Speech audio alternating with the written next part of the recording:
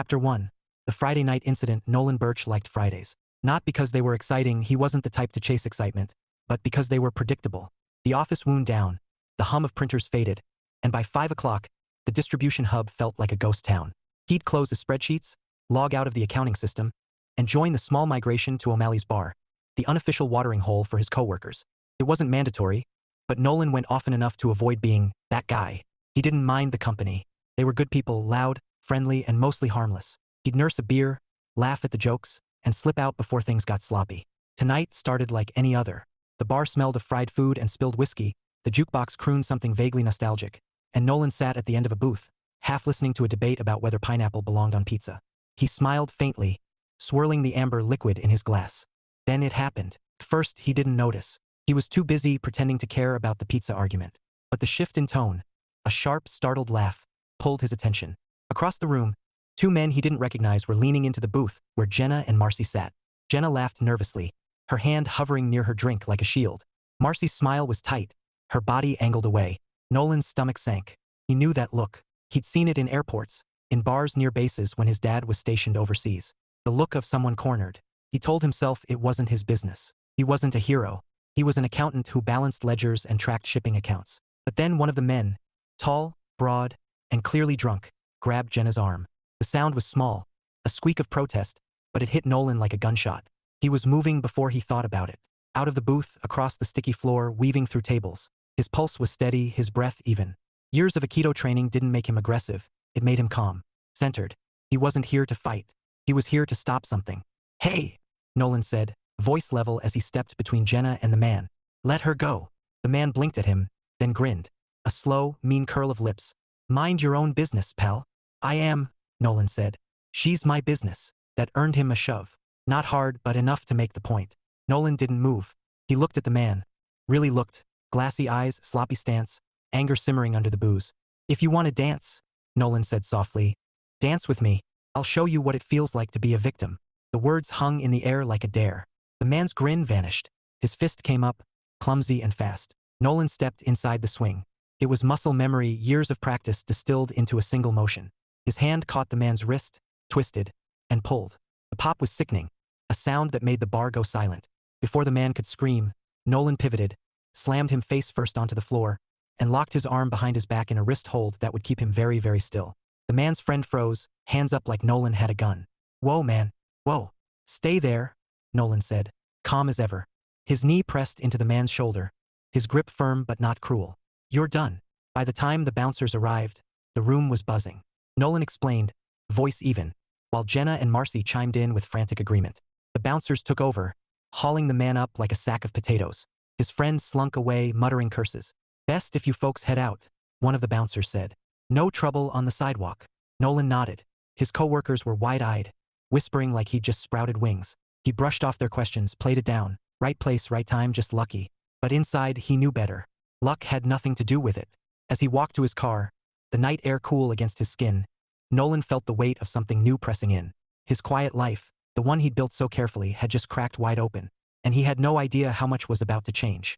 Chapter 2. Monday Fallout. Monday mornings were supposed to be boring. That was the unspoken rule of office life. Shuffle in, sip coffee, and pretend the weekend didn't happen. Nolan Birch had counted on that rule like gravity. But when he walked into the distribution hub at 8:57 a.m., gravity had clearly taken the day off. Heads turned. Conversations stopped mid-sentence. Someone actually clapped. Nolan froze in the doorway, his messenger bag slung over one shoulder, his tie slightly crooked. Morning. "Morning, Sensei," called Greg from accounts payable, grinning like a kid who'd just seen a superhero land on the roof. Nolan blinked. "What?" "Don't play dumb," Jenna said, appearing from behind the coffee station with a smile that was equal parts gratitude and mischief. "You broke a guy's arm." Nolan started, then stopped. "I didn't break it. Dislocated. There's a difference." "Oh, excuse us," Greg said, mock bowing. "Master of precision." Laughter rippled through the room. Nolan felt heat crawl up his neck. He headed for his desk, hoping the conversation would die a natural death. Didn't. By the time he logged into his computer, 3 people had stopped by to just check in. 2 asked if he taught classes. 1 wanted to know if he could do that wrist thing on their brother-in-law. Nolan smiled, deflected, and prayed for invisibility. It didn't come. At 10:15, Jenna appeared at his cubicle, leaning against the partition like she owned the place. "So," she said, "you're basically Batman." Nolan looked up from his spreadsheet. That man doesn't do wrist locks. Fine. Jason Bourne. Jason Bourne kills people. Okay, then, Mr. Miyagi. Nolan sighed. Can we not? Jenna grinned. Come on, Nolan. You were amazing. I mean, that guy was huge. And drunk. And you just... She mimed a dramatic flip that looked nothing like what happened. Boom. Down he goes. It wasn't like that, Nolan said. It was controlled. Controlled, Jenna repeated, eyes sparkling. That's hot. Nolan choked on his coffee. What? Relax, she said, laughing. I'm kidding. Mostly. He stared at his monitor, willing the numbers to swallow him whole. Jenna lingered, clearly enjoying his discomfort. So, she said casually, Marcy's friend wants to meet you. Nolan froze. What? Her friend was at the bar Friday, saw the whole thing, said you were, and I quote, the calmest badass I've ever seen. Nolan rubbed his temples. Please tell me you didn't give her my number. Of course not, Jenna said. But I told Marcy you'd be at trivia night on Thursday. I don't go to trivia night. You do now. Before Nolan could protest, Jenna was gone, leaving a trail of amusement in her wake. Nolan stared at his screen, the numbers blurring. Trivia night. A stranger. This was spiraling fast. By lunch, the story had mutated beyond recognition. Someone claimed Nolan had flipped the guy over a table. Another swore he'd used a pool cue like a katana. Nolan corrected no one. It was easier to let the legend grow than to explain Akido philosophy to people who thought martial arts meant roundhouse kicks and movie sound effects. Still, the attention gnawed at him. He liked his quiet life. He liked being the guy no one noticed. Now he was the guy everyone noticed, and apparently the guy who had a date he didn't agree to. At 4:58, Nolan packed up, hoping the day would end without further surprises. Didn't. Jenna intercepted him at the elevator, phone in hand. So Thursday, she said. 7 o'clock. O'Malley's. Don't be late. Jenna. Her name's Riley, Jenna said, ignoring his protest. She's funny. Smart. Not a psycho. You'll like her. I didn't say yes. You didn't say no. The elevator dinged. Jenna stepped inside, smiling like a cat with cream. See you Thursday, Sensei. The doors closed, leaving Nolan alone with the hum of fluorescent lights and the sinking realization that his quiet life wasn't just cracked, it was shattered. And for reasons he couldn't explain, he wasn't entirely sure that was a bad thing. Chapter 3. Enter Riley. Thursday night came faster than Nolan wanted.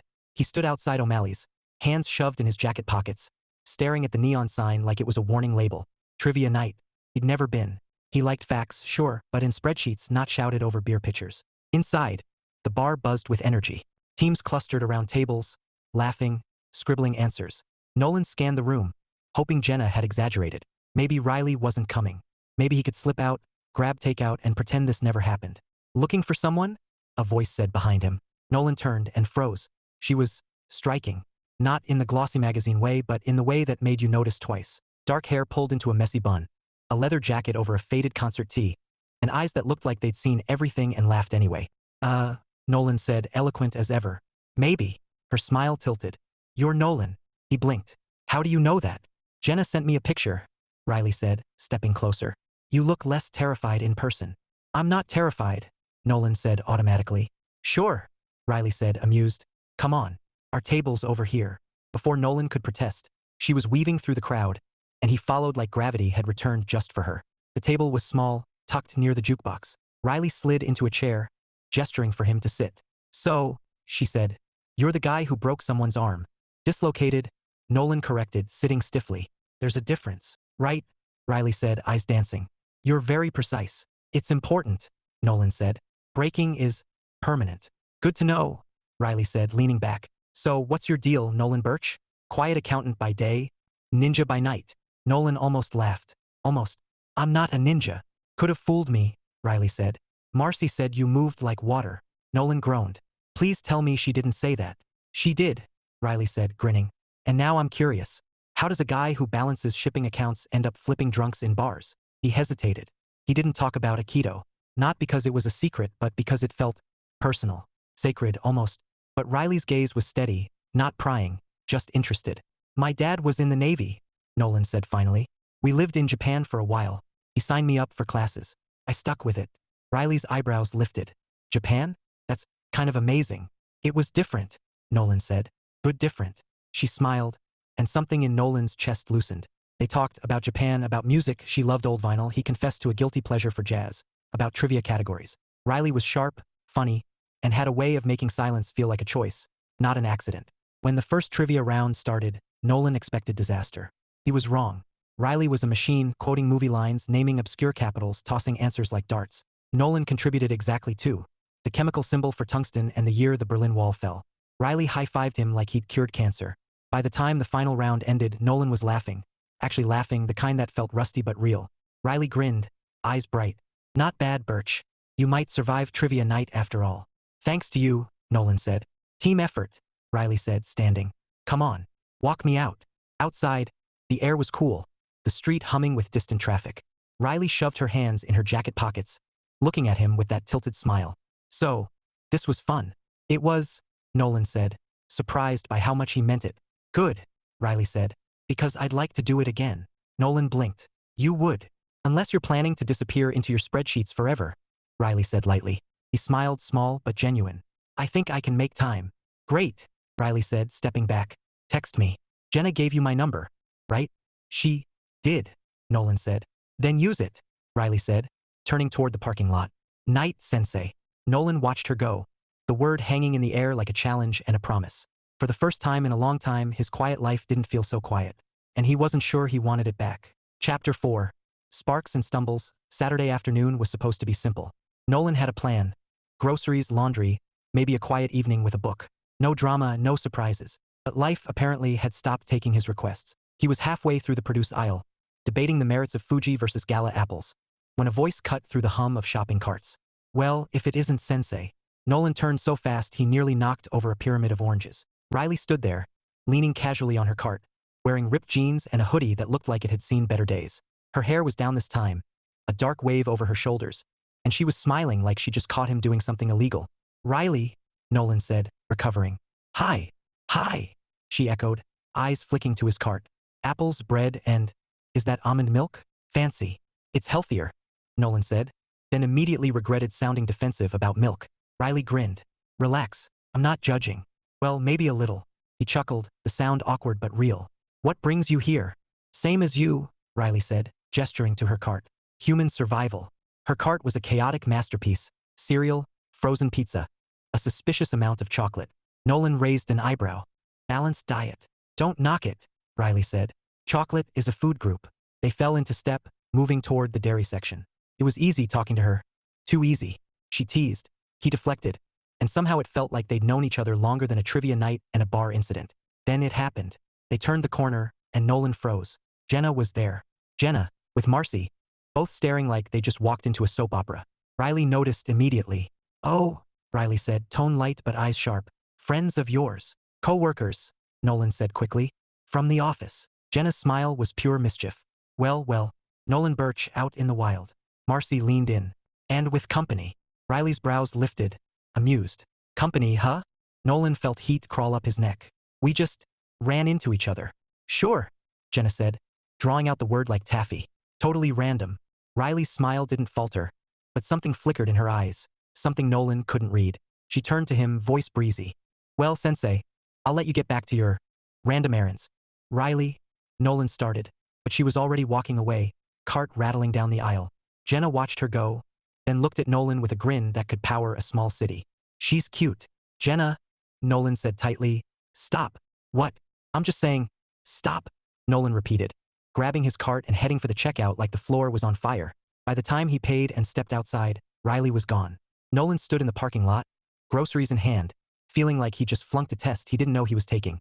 He wanted to text her, explain, joke, something. But what did you say? Sorry, my coworkers acted like gossip columnists? Please don't think I'm hiding you? He shoved the phone back in his pocket. Later. He'd figure it out later. Except later came faster than he expected. That evening, his phone buzzed. A message from Riley. Riley. So, do you always have an audience when you shop for apples? Nolan stared at the screen, then typed back before he could overthink it. Nolan. Only on special occasions. 3 dots appeared. Then Riley, good to know. Next time I'll bring popcorn. Nolan smiled, small but real. Maybe he hadn't flunked after all. Chapter 5. The complication. Sunday morning was quiet, just the way Nolan liked it. He brewed coffee, opened the blinds, and let the winter light spill across his apartment. For the first time in days, he felt steady. Riley had texted last night, playful, teasing, and Nolan had gone to bed smiling like an idiot. Then his phone buzzed. He glanced at the screen, expecting Riley. It wasn't Riley. Unknown number. Heard you're the guy who broke my cousin's arm. Nolan stared at the message, the words sharp and cold. His stomach tightened. He typed back slowly. Nolan, dislocated, not broken.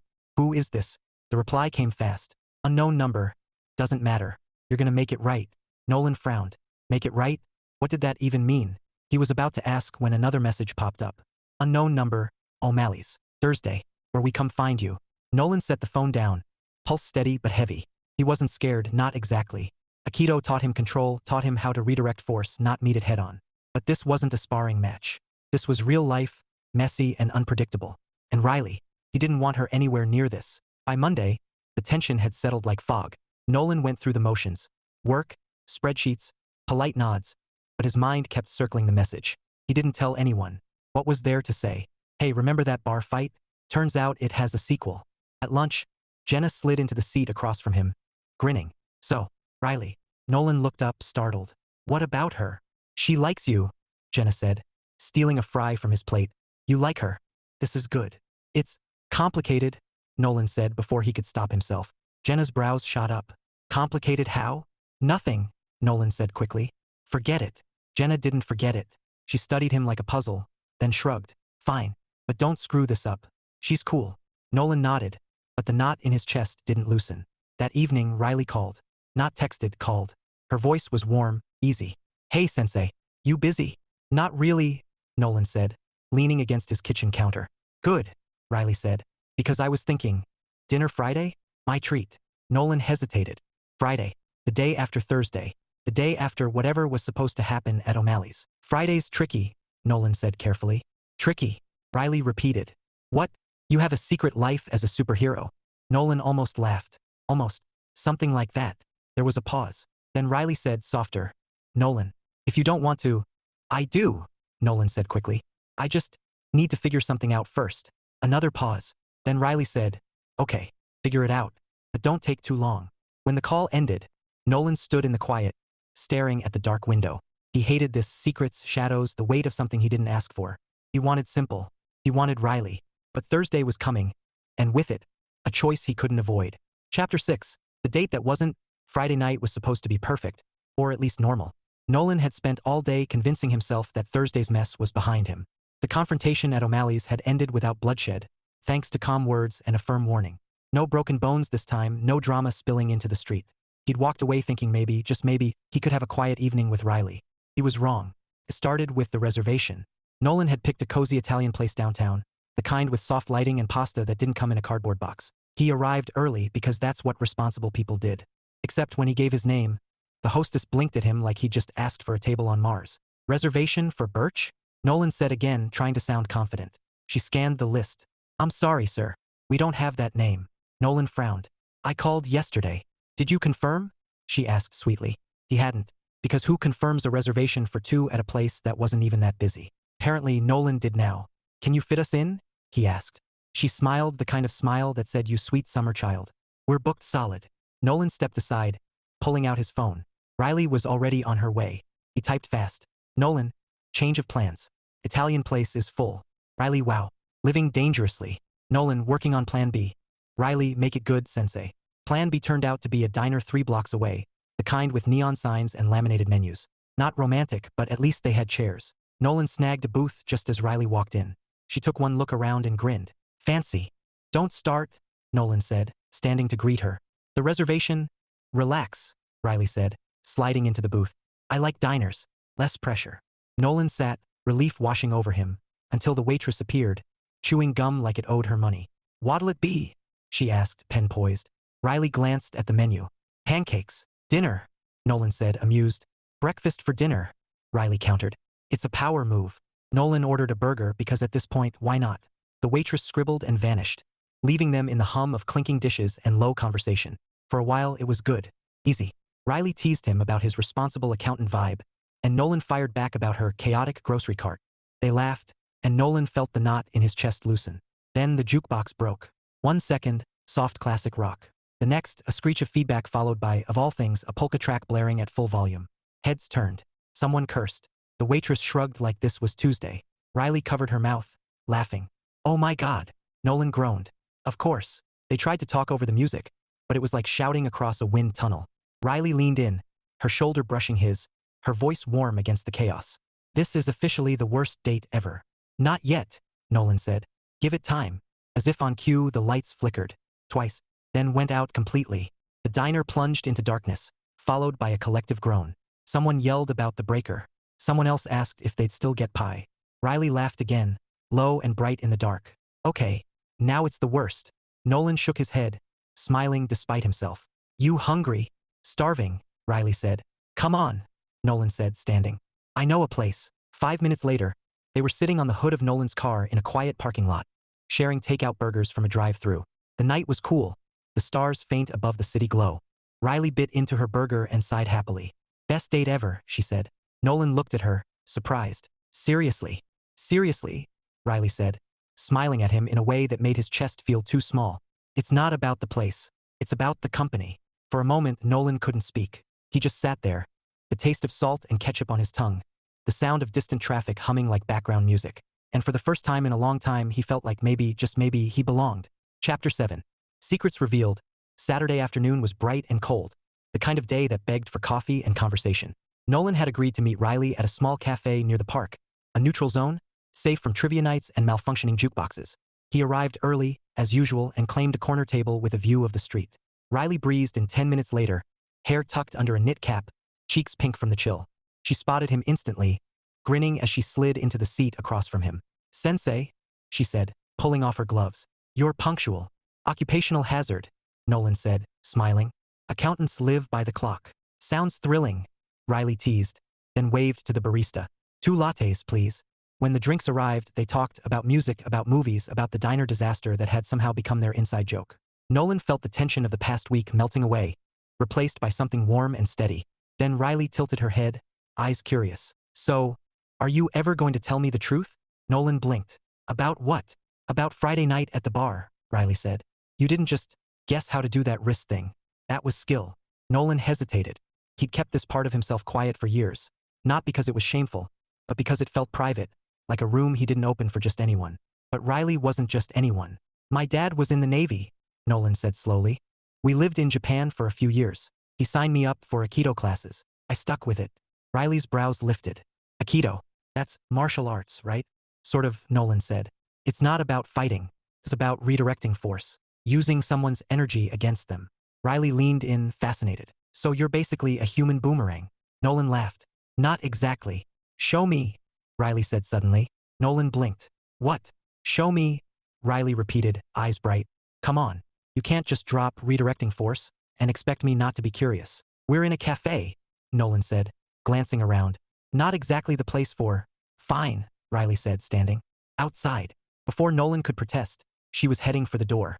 He followed because apparently that's what he did now, follow Riley into chaos. They stopped in a quiet corner of the park, the winter air crisp against their skin.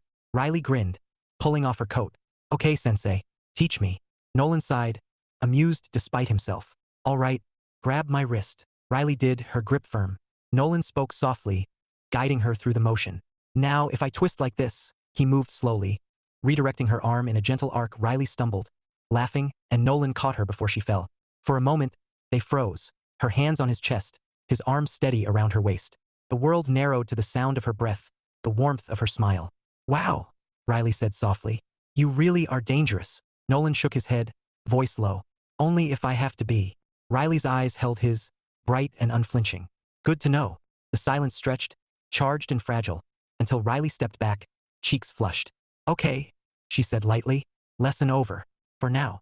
Nolan smiled, the kind that felt like sunlight breaking through clouds. For the first time in years, he wasn't just Nolan Birch, the quiet accountant. He was Nolan Birch, who mattered. And he wasn't sure he wanted the lesson to end. Chapter 8. The rival escalates. It started with a text from Jenna. Jenna, heads up. Trouble incoming. Nolan stared at the message, frowning. He was at the park, waiting for Riley. They'd planned a casual walk, maybe grab coffee afterward. Simple. Safe. But Jenna's warning buzzed like static in his chest. Before he could reply, he saw him. Tall. Broad. Familiar in the worst way. The guy from the bar, or rather, the guy's cousin, if Nolan had to guess. Same swagger. Same simmering anger barely tucked under a smirk. And he wasn't alone. 2 friends flanked him like backup dancers in a bad music video. Riley arrived at that exact moment, waving as she crossed the path. Her smile was bright, easy, until she saw the trio heading straight for Nolan. Riley said, slowing. Friends of yours. Not exactly, Nolan said, stepping forward. Calm. Always calm. The cousin stopped a few feet away, voice loud enough to turn heads. You're Nolan Birch. Nolan didn't answer. He didn't need to. You think you can humiliate my family and walk away? The man said, chest puffed like a cartoon villain. Not happening. Riley's brows shot up. Humiliate. Stay back, Nolan said quietly, his eyes on the man. This isn't your problem. Like hell it isn't, Riley said, moving closer. You want to explain why I'm suddenly in an episode of Cops? The cousin sneered. This your girl? Cute. Shame if something happened. That did it. Nolan stepped forward, voice low and steady. You're done. The man laughed. A harsh, grating sound, and swung. It was sloppy. Predictable. Nolan moved before thought could catch up. A sidestep, a pivot, and the man's arm was locked in a hold that froze him mid-motion. Nolan didn't hurt him, not yet. Just enough pressure to make the point. Listen, Nolan said, calm as ice. You walk away now and this ends. You push, and you'll regret it. The man cursed, struggling, but Nolan's grip was iron. Finally, with a hiss of frustration, he jerked free and stumbled back. His friends hovered, uncertain. This isn't over, the cousin spat. Yes, it is, Nolan said softly. Because you're leaving. For a tense beat, no one moved. Then the cousin turned, muttering, and the trio stalked off, their bravado leaking like air from a punctured tire. Silence settled. Nolan exhaled slowly, turning to Riley. She was staring at him, eyes wide. Not with fear, but something sharper. Something that made Nolan's pulse trip. Okay, Riley said finally. You're definitely not a ninja. Nolan blinked. What? You're a Jedi, Riley said, grinning despite the adrenaline. Calm voice, scary moves, total control. Nolan almost laughed. Almost. I'm sorry, he said instead. You shouldn't have been dragged into this. Riley stepped closer, her expression softening. Dragged in? Nolan, I walked in. And for the record, she touched his arm lightly, her smile warm. That was impressive. He looked at her, really looked, and for the first time the chaos didn't feel like a storm. It felt like a door opening. Coffee? Riley said, tilting her head. Nolan smiled, small but real. Yeah, coffee. As they walked away, Nolan felt the weight of the past week shift. His quiet life was gone. But maybe, just maybe, that wasn't a bad thing. Chapter 9. The turning point. The coffee shop was quiet, tucked away on a side street like a secret. Warm light spilled across worn wooden tables, and the hum of conversation was soft enough to feel private. Nolan sat across from Riley, his hands wrapped around a mug he hadn't touched, the steam curling like thoughts he couldn't quite form. She was watching him, not with judgment, but with that steady, curious gaze that made him feel seen in a way he wasn't used to. It was disarming, comforting, terrifying. So, Riley said finally, breaking the silence. Want to tell me what that was about? Nolan exhaled slowly. It's complicated. Complicated seems to be your brand, Riley said lightly, but her eyes stayed serious. Talk to me. He hesitated. Words weren't hard for Nolan. Not in spreadsheets, not in numbers.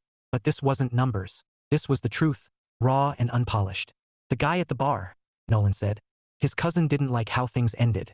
He wanted to settle it. Riley frowned. Settle it? Like, fight. Something like that, Nolan said. I tried to talk him down. And when that didn't work, Riley said softly, you did what you had to. Nolan nodded, staring at the swirl of foam in his coffee. I don't like this, he admitted. The attention, the drama. I spent years keeping my life simple, quiet. And now you're the guy who stops bad things from happening, Riley said. I'm not a hero, Nolan said quickly. I don't want to be. Riley leaned forward, her voice gentle. You didn't do it to be a hero. You did it because someone needed help. That's not drama, Nolan. That's character. He looked up, meeting her eyes. They were warm, steady, like anchors in a storm. You know what I think? Riley said, a small smile tugging at her lips. I think you've spent so much time trying not to stand out that you forgot it's okay to take up space. Nolan blinked. Take up space. Yeah, Riley said. Be seen. Be known. You're not just an accountant who likes quiet. You're you. And that's worth noticing. The words hit harder than he expected. He felt something shift inside. A door creaking open, light spilling through. For years, he'd lived in the margins, safe and invisible. But Riley was pulling him into the center, and for the first time he didn't want to run. I don't know how to do that, Nolan said quietly. Riley reached across the table, her fingers brushing his. Start small, she said. Like, dinner tomorrow. With me. Nolan smiled. Slow, genuine. The kind that felt like sunlight breaking through clouds. Dinner, he said. I think I can manage that. Riley grinned, squeezing his hand before letting go. Good. Because I'm not letting you disappear into your spreadsheets again. As they sat there, The noise of the world faded, leaving only the warmth of her smile and the steady beat of possibility. Nolan didn't know what came next, but for the first time in a long time he wanted to find out. Chapter 10. The big gesture. Nolan had never been the grand gesture type. He wasn't the guy who rented billboards or hired flash mobs. He liked quiet things, steady things. But Riley deserved more than quiet. She deserved something that said, I see you. I choose you. And for once, Nolan was ready to take up space. The idea came to him on Tuesday night, halfway through an Akido class. He was helping a student with a wrist lock when it hit him. Control wasn't about force, it was about flow. About meeting energy where it was and guiding it somewhere better. That was Riley. She'd walked into his life like a force of nature. And instead of resisting, Nolan wanted to move with it. So he made a plan. Friday evening, Riley arrived at the park where they'd first shared coffee. Nolan had asked her to meet him there. Something different, he'd said. She was curious, maybe a little suspicious, but when she saw him waiting under the old oak tree, her smile softened. You're early, she said, walking up. Again. Occupational hazard, Nolan said, grinning. Come on. He led her down a winding path to a clearing where a small group of people stood in a loose circle. Mats were spread across the grass, and a portable speaker played soft instrumental music. Riley stopped, eyebrows shooting up. Nolan, she said slowly. What is this? Akido, Nolan said. Well, a version of it. I wanted to show you what it really is. Not bar fights, not drama, just balance. Riley blinked, then laughed. You organized a martial arts demo? Not a demo, Nolan said. A class. For you. Her eyes widened. You're kidding. Not even a little, Nolan said, smiling. You said you wanted to learn. So, here we are. For a moment, Riley just stared at him, her expression shifting from surprise to something softer. Something that made Nolan's chest feel too small. You did all this for me? She said quietly. Nolan shrugged, suddenly shy. I figured. If you're going to know me, you should know this part too. Riley stepped closer, her smile warm and bright. You're full of surprises, Birch. Good ones, I hope, Nolan said. The best ones, Riley said. And before he could respond, she kissed him, quick, light, but enough to make the world tilt. The class was chaos in the best way. Riley laughed through every move, teasing Nolan when she stumbled, cheering when she managed a proper pivot. Nolan guided her gently, his hands steady, his voice calm. And somewhere between the laughter and the quiet moments, Nolan realized something. This wasn't just a gesture. It was a promise. When the class ended and the mats were packed away, Riley stood with him under the oak tree, her cheeks flushed, her eyes bright. You know, she said, I think I could get used to this. Akido? Nolan asked. You, Riley said simply. Nolan smiled, the kind that felt like sunlight breaking through clouds. Good, he said softly, because I'm not letting you disappear either. As they walked back through the park, hand in hand, Nolan felt the weight of his old life fall away. He wasn't invisible anymore. He wasn't hiding. He was here, seen, known, and wanted. And for the first time, that felt exactly right. Chapter 11. Resolution. The following week felt different, lighter. Like the air had shifted. Nolan walked into the office Monday morning expecting whispers, maybe a few lingering jokes about his Jedi moment in the park. Instead, the buzz had faded. The cousin and his entourage hadn't resurfaced, and Jenna, bless her meddling heart, had apparently spread the word that Nolan wasn't someone to mess with. For Nolan, that was a relief. He didn't want to be the office legend. He wanted normal, or at least his version of it. But normal wasn't what he got. On Wednesday, Riley showed up at his apartment with takeout and a grin that could melt steel. You didn't think I'd let you hide behind spreadsheets all week, did you? Nolan laughed, stepping aside to let her in. I was hoping. Hope denied, Riley said, dropping the bag on the counter. Thai food. And before you ask, yes, I ordered extra spring rolls. They ate on the couch, legs tangled, laughter spilling between bites. It was easy, so easy that Nolan almost forgot the tension that had shadowed him for days. Almost. Halfway through a shared plate of pad thai, Riley set down her fork and looked at him, her expression soft but serious. So, are we good? Nolan blinked. Good. With the whole cousin drama, Riley said. Because I'm not looking for a life full of bar fights. Nolan smiled faintly. Neither am I. Then tell me it's over, Riley said. It's over, Nolan said, and for the first time he believed it. I talked to him, made it clear I wasn't looking for trouble. He backed off. Riley studied him for a moment, then nodded. Okay. Okay, Nolan echoed. Okay, Riley said, her smile returning. Because honestly, Nolan, I like this, and I don't want stupid drama getting in the way. Nolan felt something warm settle in his chest, a quiet certainty he hadn't known he needed. Neither do I. They sat in silence for a beat, the hum of the city outside like distant music. Then Riley leaned in, her voice low and teasing. So, does this mean I get another Akido lesson? Nolan chuckled. You're relentless. Damn right, Riley said, grinning. Come on, Sensei. Show me the moves. He did slow, careful, guiding her through a simple wrist turn. She laughed when she stumbled, and Nolan caught her, steady and sure. And in that moment, with her laughter in his ears and her hands in his, Nolan realized something. This wasn't just resolution. It was beginning. The kind that mattered. Chapter 12. Happily awkward ever after. Friday night at O'Malley's felt like déjà vu. Same neon glow, same hum of laughter, same sticky floors. But for Nolan, everything was different. He wasn't walking in alone this time. Riley was at his side, her hand warm in his, her smile bright enough to make the jukebox jealous. Trivia night again? Riley teased as they stepped inside. You sure you're ready to defend your title? I answered 2 questions last time, Nolan said dryly. Hardly a title. Hey, Riley said, bumping his shoulder. You nailed tungsten. That's legendary. Nolan chuckled, scanning the room. Jenna spotted them instantly, waving like a lighthouse. Birch. And Riley, she called, grinning. Look at you two. Riley grinned back, squeezing Nolan's hand. We clean up nice. Huh. They joined the group, sliding into a booth. Jenna wasted no time. So, Nolan, any bar fights planned for tonight? The table erupted in laughter. Nolan groaned. Never living that down, am I? Not a chance, Jenna said. You're basically our security detail now. Riley leaned in, voice low and teasing. Guess I picked the right guy. Nolan smiled, the kind that felt easy now, natural. Guess you did. Trivia started, and chaos followed. Nolan contributed a few answers, including one about obscure shipping routes that earned him a round of applause. But Riley was the star again, tossing out movie quotes and random facts like confetti.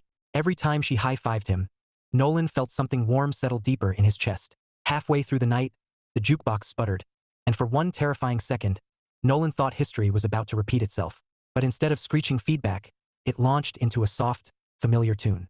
Riley laughed, leaning close. Relax, Sensei. No polka this time. Thank God, Nolan said, grinning.